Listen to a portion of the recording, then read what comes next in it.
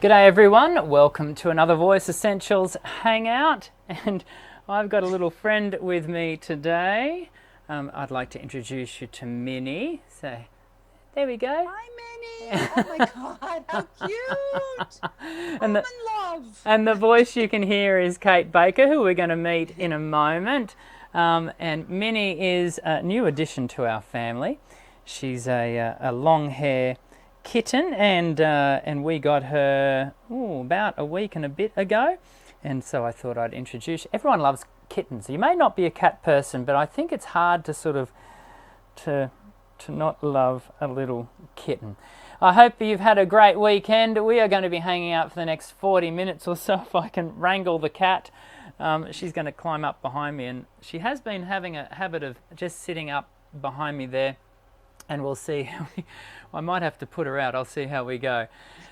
We have had a great weekend here in Australia. The weather is starting to cool down finally.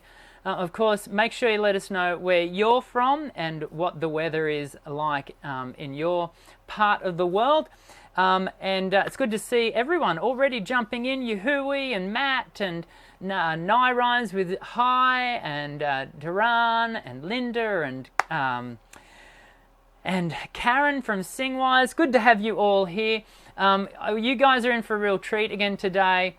A couple of weeks ago we had Michelle from Faith Culture Kiss, and before that we had Karen from Singwise. Today we have Kate Baker from katebakerjazz.com joining us. She is a New York based voice teacher, someone who I've been interacting with for the last, well, it must be 12 or 18 months, probably longer, online and in some Facebook groups, and she has got such a wealth of experience and wisdom to bring to us today. And in fact, in our preceding conversation to today's video, we're having a bit of chat, and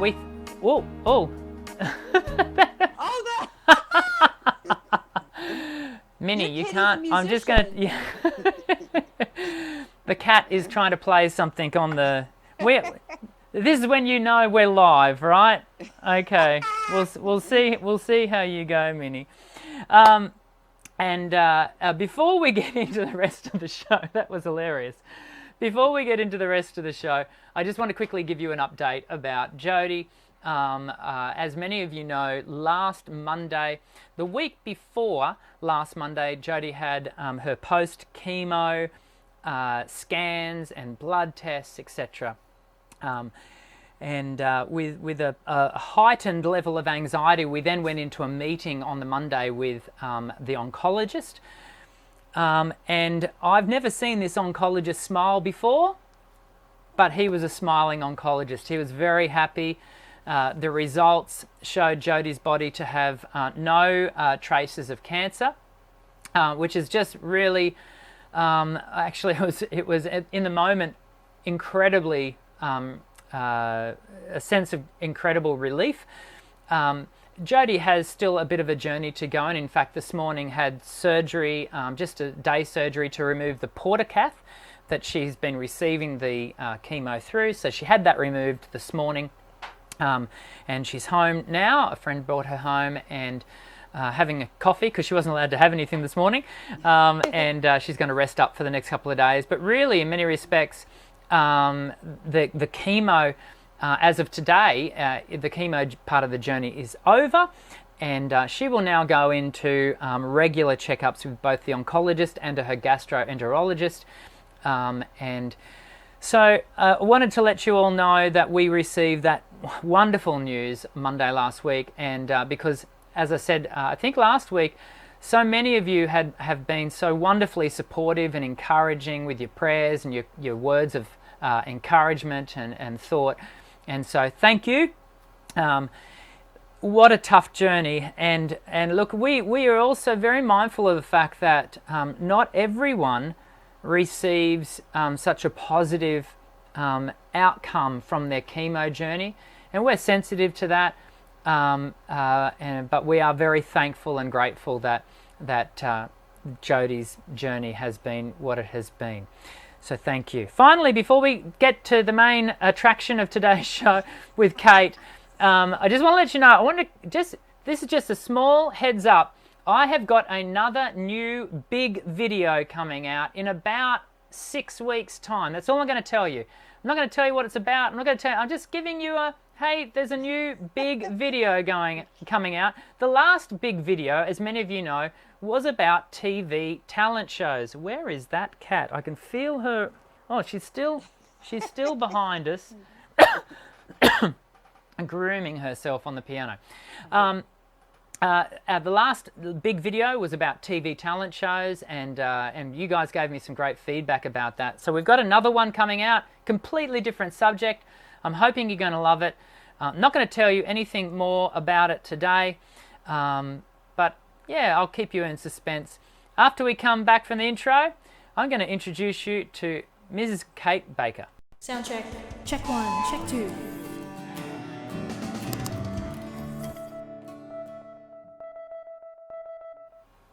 Hey Kate, how you doing? Good. How are you? I'm good, thank you. It was nice to hear your chuckles in the background as we were doing the intro to that. It was good. Thank you for joining us today, and I'm very conscious of the fact that right now it is past midnight in New York, which is where you're joining us from. So thank you for staying up so late to join us for the conversation today. Just very briefly, I want to just introduce you to the audience and to our community here, because there will be a number of people that are not familiar with you. But of course, as we just said, you're a singing teacher in New York. You predominantly sing jazz. Tell us a little bit about your performance history. Okay. Actually, when I started singing, I started singing rock and roll. And I used to play the guitar, and Bonnie Raitt was one of my heroes. And then also Angela Bofield. You know, we grew up in the generation where you would just lock yourself in a room till you got yourself to sound like them, And so that's how I originally started singing. Yeah. And we'd start in garage bands, and then after that, I took lessons. Let's just clarify that GarageBand is not an app at that point, right? No, it's an actual garage. Yeah. Anyway, and then we would perform, and that's how I started. And I started because I was like, oh, you mean I can do this for a living? And and it was something that was kind of natural. And then after that, I took voice lessons, and that's actually where I had some injury. Okay. And so tell us a bit about that, because on your website, which is written there, katebakerjazz.com, you mention your vocal health damage. Tell us a bit about that, because I think it's partly, the reason I want to very briefly talk about it is because I think it's a good thing for us to demystify this area. What was your experience? Yeah, it was funny because she had us go to such a small position here and then pull in our stomach. So what happened was I had laryngeal spasms on my vocal folds because the pressure was too much, especially when we went up here. Yeah. And the laryngeal spasms, I sounded like a sheep. And the other thing is I also got nodules. Okay. And actually bowed vocal folds, and I was told I would never sing again. Wow. So it was pretty deep. And back then there was a man named Dr. Gould, and I went to him. Is he the salt gargle Dr. Gould? Well, Dr. Wilbur Gould. Okay. And he was the first ENT back then. They didn't even call them anything else. That dealt with singers, and he dealt with like presidents, everyone. So wow. He put me in touch with Claire Alexander, and then we started healing. And we started. I mean, I could barely sing a middle C. Wow. So wow. Yeah. Yeah. Okay. And so that took me a couple of years to actually get it back. Yeah. But I did. But that journey, it's funny because something may look like it's it's horrible, but then it brings out this other side. And the other side was I really learned so much about myself, because first I had to let go of my identity, because that was with the singer. Yeah. Like all of a sudden I was known as the singer, and then all of a sudden I'm not a singer anymore. So then you feel like you're not worth anything. Yeah. So then I had to feel like I am something. And it's funny because maybe I needed to learn that message from the universe, without singing. So that if I hit a bad note, hey, you know what? I can't kill anybody. It's not a biggie, right? Yeah. So I had to learn about myself first. Yeah. And then I had to heal. And then I was so grateful, like, wow, I can sing again. So it was never about really being famous or anything like that. It was really an answer to my soul. So your vocal damage, actually, because I've got a thought, because I've got a question, but I am the cat. The kitty? The kitty. And she keeps landing on stuff, and I don't know where she's gone. If I see her again, I'm going to put her out. But the question I wanted to ask was, the observation, I guess, was in many respects your vocal damage was in part a gift. Oh yeah, because that's what enables me to teach.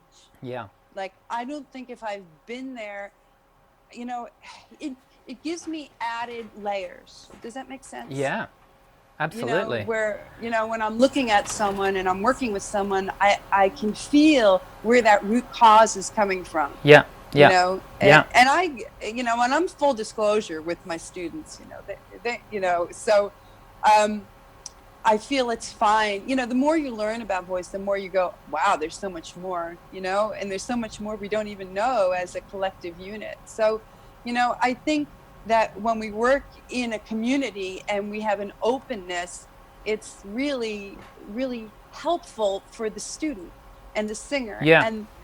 And I do that because when I was trying to learn, the teachers acted like they knew everything. And then if you didn't get it, it was your fault, and I wanted to say, no, sometimes even with my student, I'll say, listen, you're practicing. If it's my job to have you get this. Yeah. Okay. Yeah. So take it off yourself for a second. Yeah. Yeah. So, it's in fact, I had a new student start only last week, I think, and this student was expressing to me the stress that she had experienced in her previous lessons. Oh, there's the kitty. Where is she? Okay. I think we need to say goodbye to Minnie. So say goodbye, everyone. Minnie. Oh, she went to wave. Look at that. Give me 5 seconds, everyone. Okay. Funnily enough, the thing that fell off is a mouse. Boom, boom. No, that is so funny. It is. I think she's destroyed it. Anywho, let me just put her out. And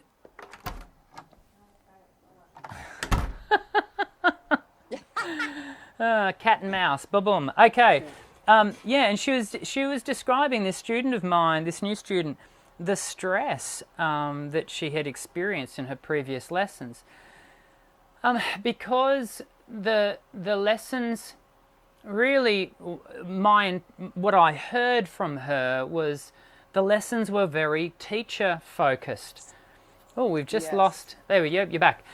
There tended to be this teacher focus to the lessons, and I think, in fact, I've just done a series, a 2-part series on the channel for those who are interested in talking about the responsibilities of the teacher and the responsibilities of the student, part 1, part 2. Well, that's great. And they're not mine. In fact, well, I sort of talk about my response to Dr. Mary Beth Dame's outline of these things, and one of them is this sense of being student focused. It's so important, isn't it, in the learning process? Yes, it's imperative to be student focused. Yeah. It's imperative. Yeah. And when you are, they know it. When you're there for them, like you'll go to the mat for them, and you're honest with them. If they're not doing the work and cutting it, that's on them. Yes. And then we get down to that. So it's really like I always say we're a team when we get in there. We're a Yeah. team. Yeah. You know. Absolutely. Now we were going to. Oh, I just want. I do love one little quote that I found on your site, and that is, you've been referred to as the voice whisperer, and I thought that was really quite cute, because I think that just tells me that you're very in tune with your students, and that you are in fact a student focused teacher, which is fabulous. Yeah, it's really fun. The student that said that, and it was actually her father who said, and he's like, "Oh my God," he would say, "You're like, what was that, Ann Keller or whatever on oh, I don't remember it, but the point is, it's like finding out it's more than just the voice, it's the spirit, it's where is it, is it not happening because of fear, is it Yeah. where is the root cause because you don't know the music, is the root cause because you don't hear the harmony, or because it's a technical reason, or because you're afraid, Yeah. how, and it's like a flower, you're picking off the leaves of the flower, and then all of a sudden there it is, Yeah. the voice. And it's there often is a blockage, isn't it? And it's a skill of a good teacher to help the student discover where that blockage is, and you work as a team to discover where that blockage is. Sometimes it's obvious to the teacher, and sometimes it is not obvious, and you have to go exploring together to find it. Yes. Yeah. We were going to talk about. In fact, we had. Everyone, I'll show you the list. We had a big list of questions that we in our grand wisdom had said we were going to discuss, and we may well get to them. But we got chatting before the show, and the topic of TV talent shows came up, and Kate mentioned some of the experiences that she had had, and so I thought it would be prudent to, and I hope my usual community of people have chimed in for the show don't mind us just shifting the focus ever so slightly for a moment, because I've written on the subject of TV talent shows. I made a video, a very pointed, very well researched video recently that went live earlier in the year. If you haven't seen it, you can jump onto the channel and have a look. And we've lost you again. And I'll wait for you to come back there, Kate. And so what we're going to do is we're going to talk about, because I've always couched my commentary in the fact, acknowledging that, hey, I'm an Australian singing teacher. My context is Australia, and you're back. You're back. There Yes, she is. I am. That's okay. And the context of my context is Australia, and here in Australia we are in a relatively small population. I think we're approaching 26, 28, 27 million people. And so our viewing audience, for example, we're in the middle of The Voice live auditions, which I think is even itself a hilarious way to say it. But anyway, and it'll only have a viewing audience of about 1 million, maybe 1.5 million people. And so the context of the Australian TV talent show is quite different to the context of, for example, where many of these TV talent shows have had their genesis, is in the States. And Kate and I got talking very briefly, and I came to realise, actually, there's not a lot of difference between what's going on here in Australia with these shows and what's going on in the States. Kate, do you want to give us a little bit of background as to how you've interacted with the shows previously? And Absolutely. I've had many people on the shows, and many people doing well on the shows, many people making it to different levels. But the thing that always got me is that they stopped singing. And that to me is the biggest sin. And I want to talk about that to all of you because, a lot of them they were like the young up and coming singers, like of their high school, Yes. probably like you are, in a little bit older. And once you're on the show, remember it's a TV show. So they want to get you crying. They want to get you with all the emotion because that gives better ratings, you know? And so I think that in itself is a problem. And so when I've had students on the show that made it to this level, the next level, it was really a problem when they knew that they were off the show.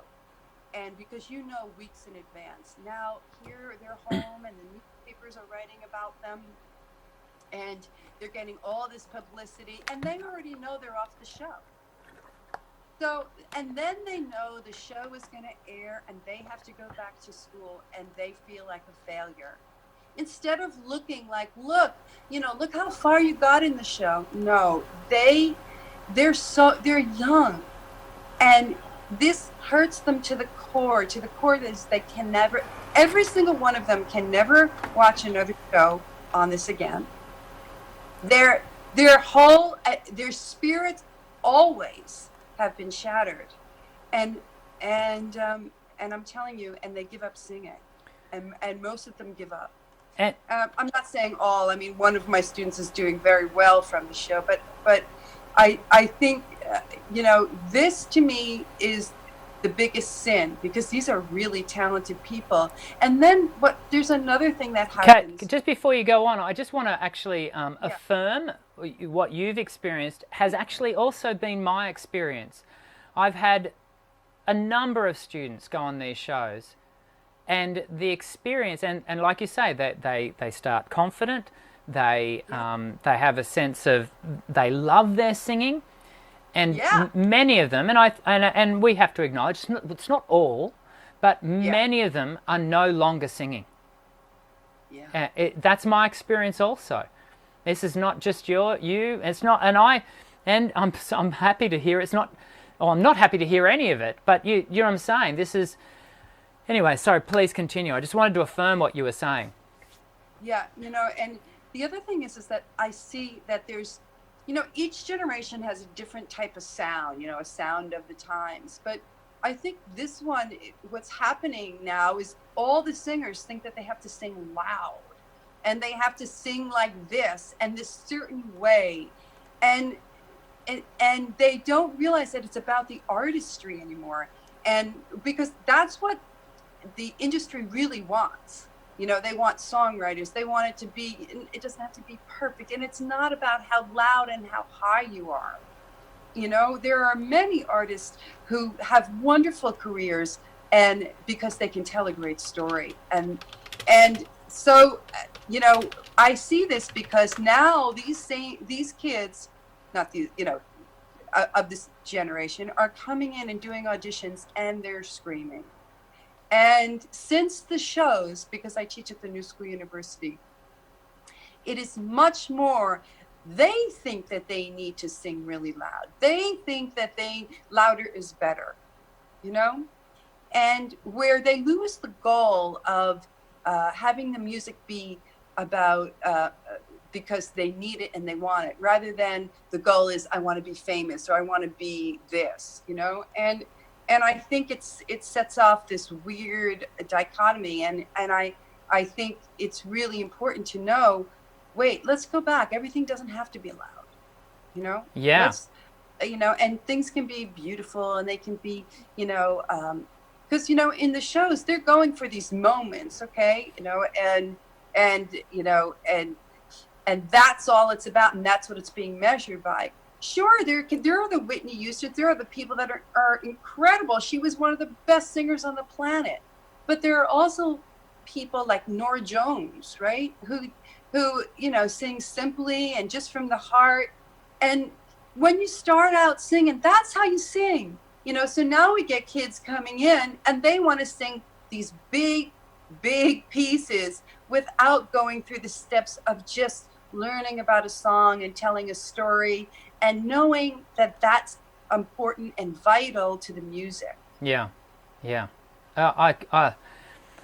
Amen, sister.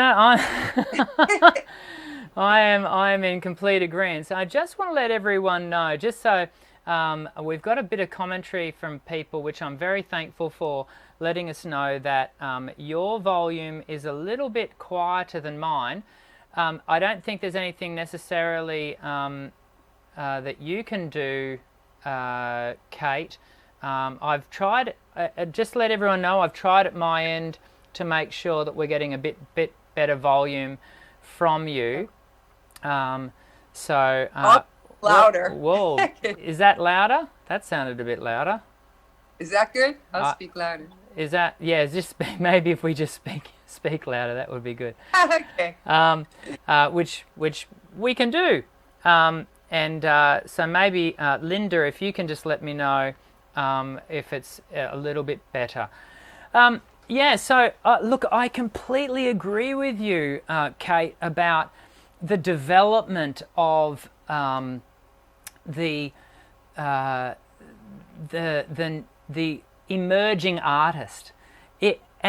It's so much like an emerging butterfly, isn't it?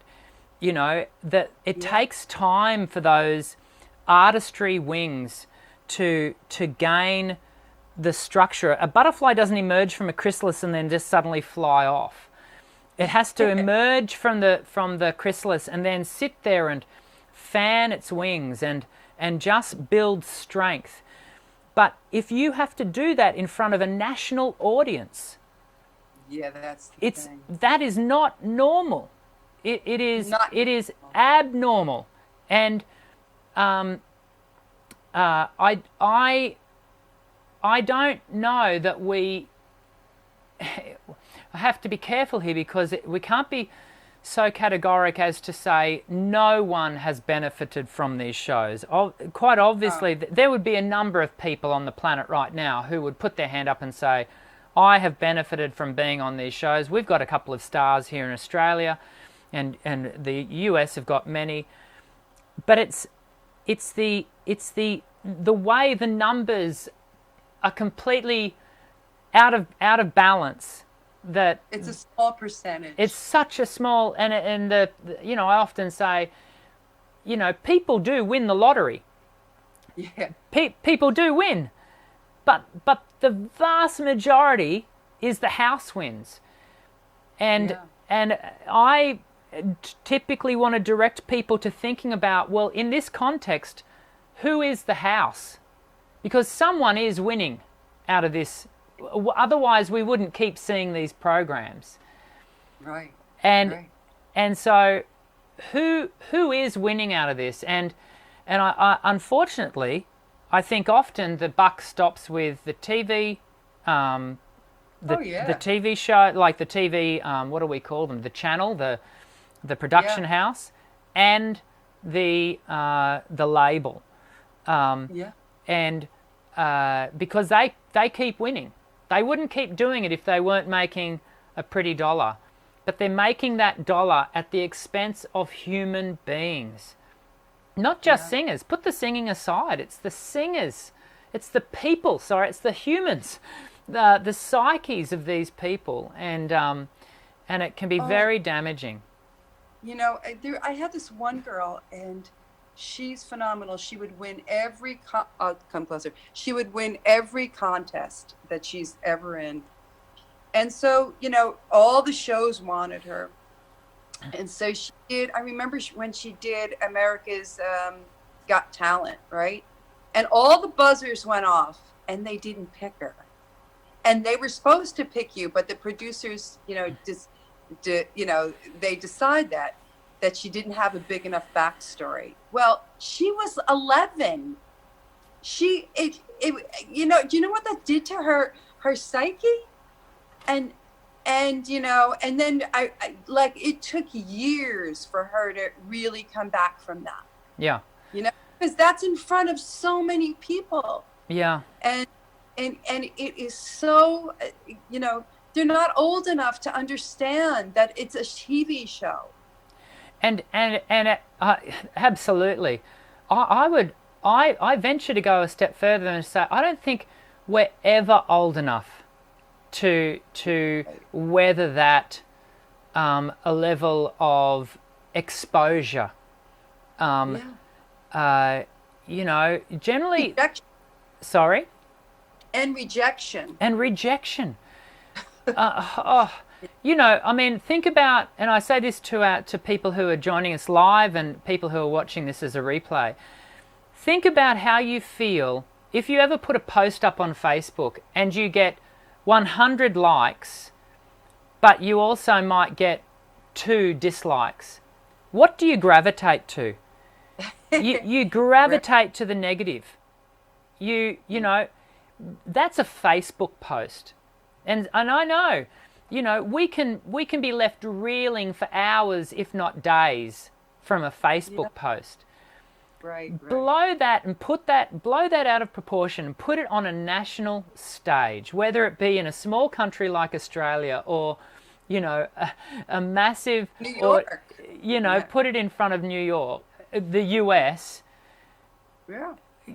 Unless you've been there, I don't think you can really anticipate the impact that it is going to have on your person. Yes. Now, you can build up to that. You can develop, I think, and a lot of the world's celebrities have to, over time, and some of them handle it better than others, unfortunately. Fortunately, some handle it better than others, and unfortunately, some of them don't handle it all. And there is a clue also. But generally, the general development of a person who's going to stand in front of a national stage, the healthy development of that is that you are slowly exposed and in part desensitized to the cult of celebrity. And that's really, in many respects, the only kind of way to see that happen over time. There's an old adage, a man or a woman who doesn't earn a fortune will never know how to hold on to a fortune. And it's so true of the TV talent show. If you go from zero to hero in 10 weeks, it's a 10-week program now.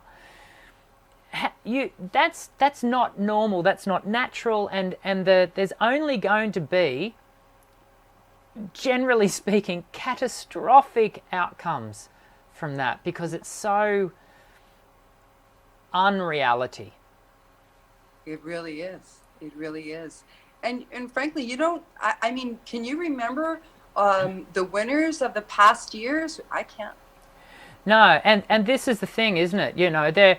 We acknowledge that there are winners. Here in Australia, we've got 2 very prominent winners, Guy Sebastian and Jessica Mauboy, both highly successful, and nothing that I've ever said or we're saying now detracts from that. The US, Sure. You've got Kelly Clarkson, you've got, who are some others? There's let's say there's a handful. There's of a hand. like 5. They exist, right? They do exist. Yeah. But that's not. But see how many seasons the show has been on. It doesn't happen for all of them. I know a friend of mine who won is now he opened a small little store, in the town that he lives. Yeah. So it doesn't mean that it is also going to give you success. Yeah. I refer to it as the King Arthur syndrome. This drive to participate in these programs, and the King Arthur syndrome is, that sense that, hey, when I step up to the stone and go to remove the sword, I'll be the one to remove the sword. Yeah. Excalibur from the stone, and yet you won't. The chances are you won't. And what they don't tell you is that the sword, for some people, you actually have more likelihood that the sword will actually prove to be quite poisonous to touch for you, as opposed to, suddenly making you king of the world. So, well, there you go. We are obviously both very passionate about this subject, and thank you to my community for indulging our conversation. and we've got some people jumping in here live and talking about some other names. Adam Lambert and Leona Lewis is another one well known from the UK who's done very well from these programs. He's great. And these, but the thing is, isn't it, is that so many of these singers are great. Yeah. But, and we might finish on this, and I'll get your commentary on this, Kate, and we're not going to get to the other subject matter we were going to discuss. We'll have to come back and do it another time. But is that the power at a cultural level that these coaches, and that is such a poorly used term, it's an inappropriate use of term for these programs. These coaches hold so much power when they do or don't turn, and that when, and you may have experienced this, Kate, when I've had students that have gone and auditioned and have not been successful, they come back to lesson, and this is when, I often don't see them after this, maybe this 1 or 2 times after they come back, and I can see in their face they've been told they can't sing, in a sense. Yes. And because at a societal level, these people, these coaches, carry so much power that their words take really deep root and so damaging.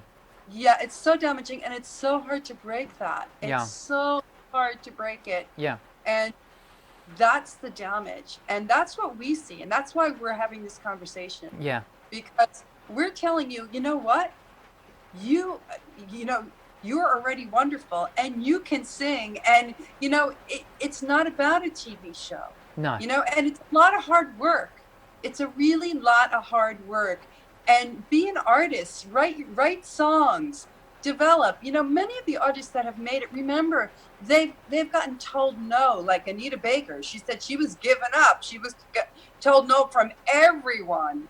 And look, and it's usually the time before, like Gaga was told no. Like so many wonderful artists were told no. So keep going. It's Yeah. Yeah, that's that tenacity that needs to be, it's a muscle, and it needs to be developed over time. Yes. And you don't want to learn that in front of a national audience. TV. You do not want to learn it on national TV. Exactly, because I think it really can crush you. Like when these artists were told no, they're told it by their, it's a one-on-one thing. It's not in front of a national stage. Absolutely. So, so I really think that, when we talk about this, and anyone going on this show, I hope you can learn that, it's just a show. It's just a show. And look, I'm game to go another step. Please don't go on these shows. Yeah, I want to say that too. Don't go on the show. Please don't go. I have a student right now who's called, I guess there's another new show, and they called him up to go on it, because that's what they do. They recruit. Yes, they do. And so just so you know. Yeah. Anyway, and I'm like, oh God, please don't go on the show. Please don't go. Please. Anyway, I've got rain coming down quite heavily here, so I hope it's not interrupting with our volume too heavily. Kate, what I'd like to do now, if that's okay, we're just going to answer a couple of questions. I can see some questions jumping into the live chat, and I want to jump over and see if we can help a couple of people out before we finish today's show. So we'll do that straight after this.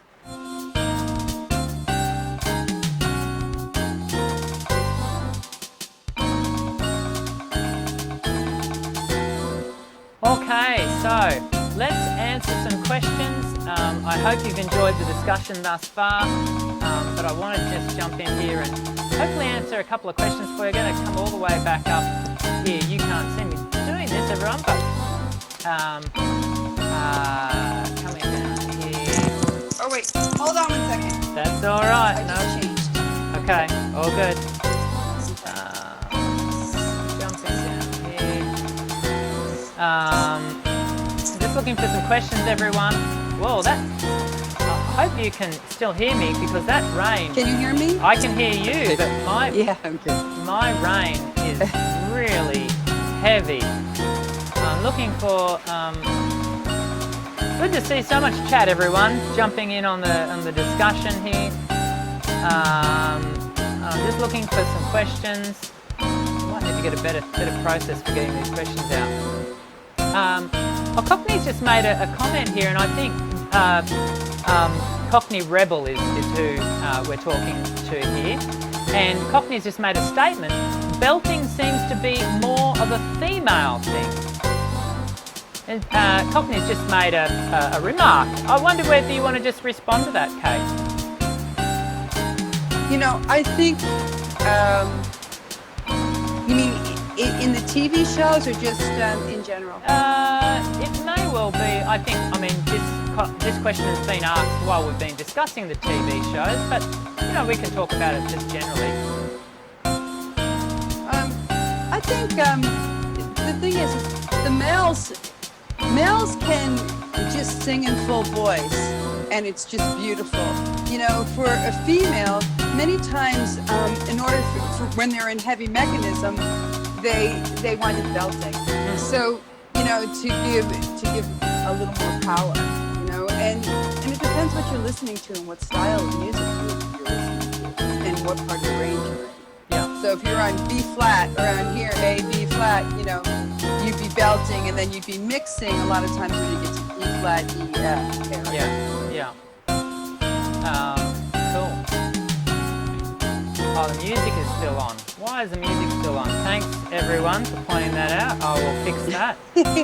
The joys of doing the show. And it's also a cultural myself. thing, I think, too. Like, we're in a time now where that's the sound. You know what I mean? So that's what you're hearing because, right, and it can be stemming from these shows, which I do think it is, where, and that was my point earlier, why everyone is screaming when they go to the auditions, and we're singing jazz, and jazz is more of a mixed sound many times. It can be, you know, it's smoother. You know, you can go into a belt, but you go in and out of a belt. You don't just stay on the belt.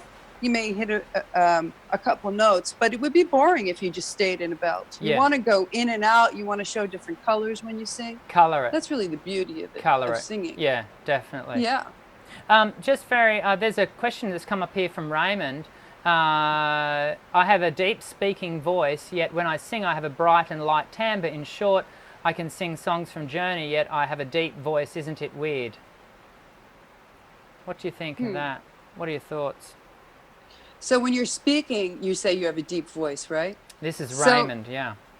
Yeah, because you may be speaking a little bit far back, like you're not like where you're, you know, bringing the sound forward, you know, where you are when you're speaking. Yeah. And when you're singing, when you're above here, like, so in your speaking, you may be not on your exact pitch level that you should be, you know, speaking on. Yeah. You know, or, you know, so you can work with fricatives even to see about that. Yeah, just to get the right placement, etc. And Yeah. I think that's how I would have responded to that too, Raymond. I would have said that that comes down to the way you are setting up the balance, I guess, of the mechanism and how and the placement is going to be evidence of the difference between your speaking and your singing. And in many respects, we said this here on the program many times before. You know, speaking is to singing as walking is to running. Singing is a much more heightened activity for the vocal folds, and so getting the whole mechanism to be set up so that both have a similarity in production can take a bit of work, but a good singing teacher will help with that. One more question, because I need to let Kate go to bed because it's now 1:45 in New York, which is crazy. There was one back up here. In fact, I'm going to come back and just search for it because I thought it was a good question. This is from Sedant Bali. Hey, Dr. Dan, I just recovered from nodules. How do I plan my rehab program? And that's a good place for us to finish because we We were talking about nodules earlier on in the show and your experience, Kate. Oh, yeah. Okay, so here's a few things that you can do. One is with the straw. You've shown them all this, Yeah, right? So you yep, know that. yep, In the bubbles. The other thing that I really like to do for that is take water.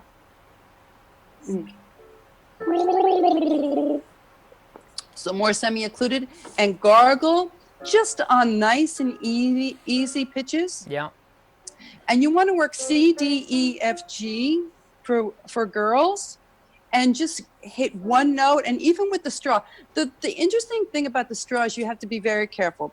One is you want to get robust bubbles. So Yeah. when you're doing it, also you want to hold your hand here because you don't want to tighten yeah, and cause too much tension. So when you're blowing, you want them robust and even, and keep those bubbles going. yeah, And terrific. start with C, D, E, F, G, and try to increase to about 20 seconds. Yeah, Get that going.